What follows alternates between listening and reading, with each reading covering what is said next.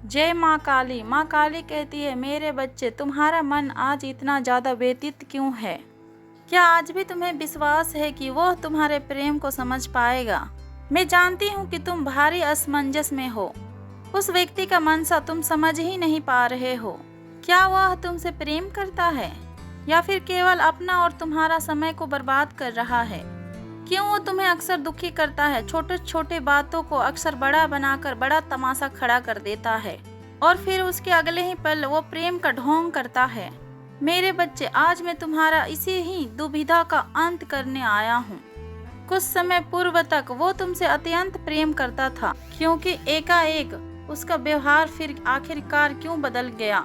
मेरे बच्चे, जब किसी चीज की अति होती है तो फिर उसका पतन स्वाभाविक है। तुमने उसके प्रेम के प्रति तुमने तो प्रेम की अति कर दी और फिर उसे वो बना दिया जो वो नहीं है। मेरे बच्चे, तुम्हारे प्रेमी तुम्हारे ही भांति एक साधारण मनुष्य है, किंतु तुमने उसे ईश्वर के सामान्य कर दिया। दिन के 24 घंटे तुम केवल और केवल सिर्फ उसका ही ध्यान करते हो। हर पल केवल उसी को प्रसन्न करने का योजनाएं बनाते हो। तुम्हें कोई दुख पहुंचा दे तो वो तुम्हें स्वीकार है, किंतु तुम्हें उसके आंखों में आंसू नहीं देखे जा सकते। उसके लिए तुमने बहुत सारे त्याग किए हुए हैं। केवल उसके प्रशंसा के लिए बहुत सारे लोगों का दिल दुखाया और बहुत से लोगों से शत्रुता किया है तुमने। यही कारण है कि वो तुम्हारे प्रेम का दुरुपयोग कर रहा है। वह जानता है कि तुम उसके प्रति संबंधितशील हो और उसका प्रेम तुम्हारी कमजोरी है और तुम्हारी इसी कमजोरी का लाभ वो उठा रहा है। तुम बहुत ज्यादा भावुक हो। वो सच कहे या फिर झूठ, तुम उसके हर एक बातों पर विश्वास करते हो बिना कुछ सोचे विचारे कि उसका फल स्वरूप क्या हो गया। तुम उसका हर आज्ञा का पालन करते हो। मेरे बच्चे, मुझे सब पता है कि तुम्हारे भावनाओं और तुम्हारे प्रेम का बहुत ज्यादा फायदा उठाया जा रहा है और ये बातें तुम्हें भी भली भांति ज्ञात है, किंतु फिर भी तुम चुप हो और ये सोचकर तुम बैठे हो कि काश वो तुम्हारे प्रेम को समझ पाए और तुम्हारे प्रेम का संबंध और उसकी गरिमा बनी रहे। मेरे बच्चे, तुम्हारे प्रेमी अपने स्थान पर सही है। बदलने की आवश्यकता उसे नहीं परंतु तुम्हें है। तुम अपने आप को बदलो, वो धीरे धीरे स्वयं ही बदल जाएगा, क्योंकि तुमसे वो अथाह प्रेम करता है। वो स्वयं ही नहीं चाहता कि वो तुम्हें पीड़ा दे और कुछ अशब्द कहे, किंतु आवेश में आकर वो तुम्हें भला बुरा कहता है। जब भी वो तुम्हारे साथ दुर्व्यवहार करता है तो एकांत में जाकर वो बहुत ज्यादा रोता है, परंतु वो चाहकर भी अपने क्रोध को शांत नहीं कर पाता। मेरे बच्चे, उसके प्रेम में कोई भी खोट नहीं है, बल्कि तुम उसको प्रेम को अनुभव ही नहीं करने देते। मेरे बच्चे, प्रेम में एक दूसरे के बात मानना और खुद को नीचा दिखाकर उसको ऊपर दिखाना ये अनिवार्य नहीं है। प्रेम तो केवल स्वतंत्र करता है, सुख देता है और ऊंचाई देता है, और तुमने अपने आत्मिक सुख के लिए वह सब कुछ किया जो केवल तुम्हारे लिए ना उचित था, बल्कि उसके लिए भी घातक है। तुम जहाँ कहीं भी जाते हो उसका ही गुणगान गाते हो और उसे ही सर्वश्रेष्ठ बताते हो और उसके तुलने में स्वयं को ही नीचा दिखाते हो। मेरे बच्चे, प्रेम में कोई छोटा बड़ा, स्त्री पुरुष, ऊंचा नीच कुछ नहीं होता। प्रेम में तो केवल समानता होती है, परंतु तुमने उसे खुश रखने के लिए अपने ही अस्तित्व को मिटाना चाहा।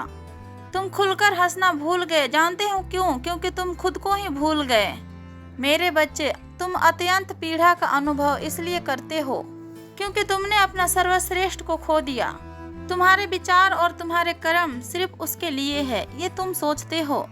मेरे बच्चे, अभी समय है, तुम बचा लो स्वयं को और अपने संबंध को। उसे प्रेम करने से पहले स्वयं को पहले प्रेम करो और स्वयं का प्रवाह करो और अपने आत्मसम्मान का रक्षा करो।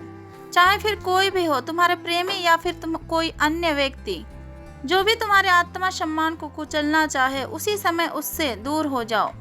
गलत सही का निर्णय अपने बुद्धि के अनुसार करो, भावनाओं में बहकर या फिर प्रेम के वशीभूत होकर नहीं। मेरे बच्चे, ये बात स्मरण रखो, तुम और तुम्हारे जीवन बहुत ज्यादा कीमती है। स्वयं को आहत करने का अवसर किसी को भी मत दो। मेरे आज्ञा का पालन करो अपने व्यक्तित्व का पुनः निर्माण करो। विश्वास रखो, तुम्हारा प्रेम और संबंध दोनों ही सुरक्षित है। तुम्हारे प्रेमी स्वयं ही तुम्हारे पास आएगा, क्योंकि वो भी तुमसे सर्वाधिक प्रेम करता है। और तुम निराश ना हो, मेरा आशीर्वाद तो हमेशा ही तुम्हारे सर पे बनी रहती है। और एक बात और मेरे बच्चे, मैं जानती हूँ, भली भांति जानती हूँ कि तुम अपने भावनाओं को नियंत्रण में नहीं रख पाते हो। उसे नियंत्रण में रखने के लिए बहुत सारे प्रयास करते हो तुम, और उन लोगों से दूर रहने के लिए भी प्रयास करते हो जिन लोगों ने तुम्हारे साथ छल किया है। किंतु तुम अपने स्वभाव से बहुत ज्यादा बेबस हो।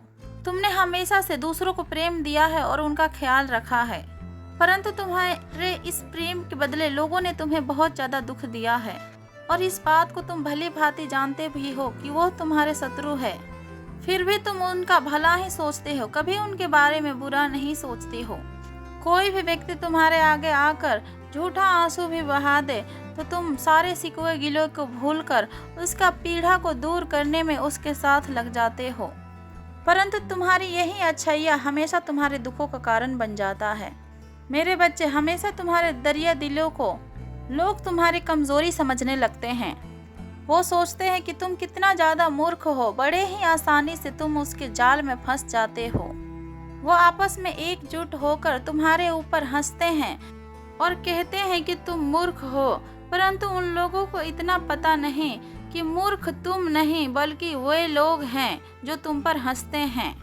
और उन्हें लगता है कि वो तुम्हें मूर्ख बनाकर तुमसे अपना सारे काम को निकाल लेंगे और फिर तुम्हें वो अपने गलत योजनाओं में उलझाकर तुम्हें बर्बाद कर देंगे। मेरे बच्चे, तुम्हारे परिवार के अतिरिक्त सभी तुम्हारे शत्रु ही है। भले ही तुम्हारे आगे और तुम्हारे मुंह पर वो तुमसे मीठे बोल बोलते हैं, परंतु तुम्हारे पीछे उनके मन में विष ही भरा हुआ होता है। कुछ लोग तो ऐसे भी हैं जो उन्हें अवसर मिल जाए तो वो तुम्हारे जान भी ले सकते हैं। समय समय पर तुम्हारे विरोधियों ने अनेकों षड्यंत्र को रचे हैं, किंतु आज तक कोई भी सफल नहीं हुआ, क्योंकि तुम्हारा माता ढाल बनकर तुम्हारे समक्ष में खड़े हैं। फिर वो किस प्रकार अपने योजना में सफल होगा। मेरे बच्चे, तुम्हें कुछ लोग अकेले समझते हैं। उन्हें लगता है कि वो कोई भी मनमानी करेंगे और कोई भी षड्यंत्र को रचेंगे, किंतु वो इस बात से अनजान है कि वो प्रतिपल मेरे दृष्टि में है। उनकी सभी कर्मों को मैं देख रही हूँ, किंतु मैं प्रतीक्षा कर रही हूँ उचित समय आने का। बहुत जल्द वो समय आने वाला है जब उनके कर्मों का वही खाता खोला जाएगा, और तब उसके जीवन में जो तबाही आएगी और जो विध्वंस मचेगा उससे वो कभी भी बच नहीं पाएंगे।